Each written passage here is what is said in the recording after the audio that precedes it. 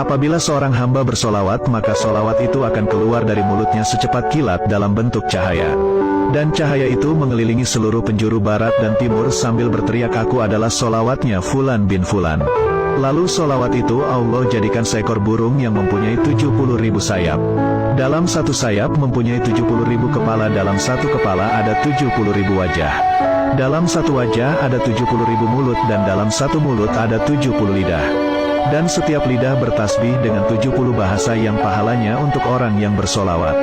Malaikat Jibril alaihissalam berkata, wahai Rasulullah, barang siapa yang membaca solawat ke atasmu tiap-tiap hari sebanyak 10 kali, maka aku akan bimbing tangannya dan akan aku bawa melintasi titian Sirotol Mustaqim seperti kilat yang menyambar. Sedangkan malaikat Mikail alaihissalam berkata, ya Rasulullah, mereka yang bersolawat atasmu akan aku berikan mereka minuman dari telagamu.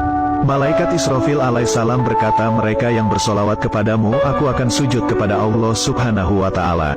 Dan aku tidak akan mengangkat kepalaku sehingga Allah subhanahu wa ta'ala mengampuni orang itu.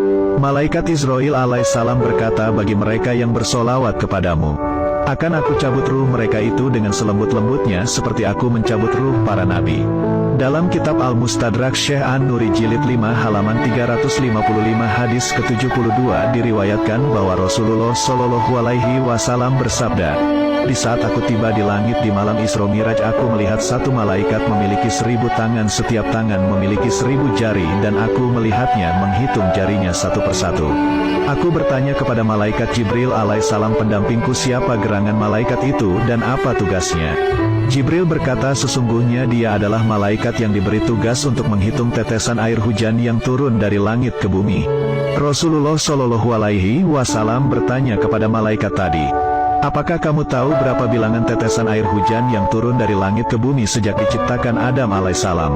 Malaikat itu pun berkata, wahai Rasulullah Shallallahu Alaihi Wasallam, demi yang telah mengutusmu dengan hak kebenaran, sesungguhnya aku mengetahui semua jumlah tetesan air hujan yang turun dari langit ke bumi dari mulai diciptakannya Nabi Adam alaihissalam sampai saat ini.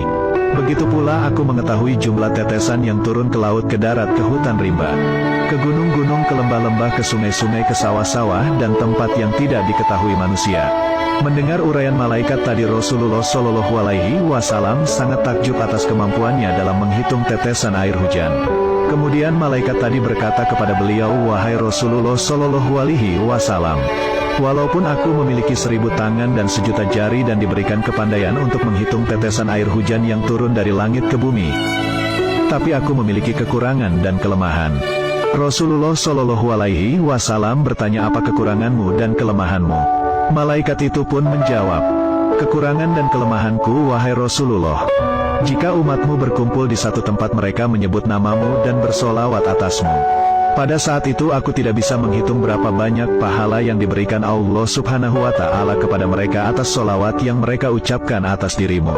Ketika salah seorang dari umatku, baik laki-laki maupun perempuan, membaca solawat kepadaku, maka Allah subhanahu wa ta'ala memerintahkan kepada malaikat tersebut untuk menceburkan diri ke dalam lautan cahaya yang berada di bawah ars.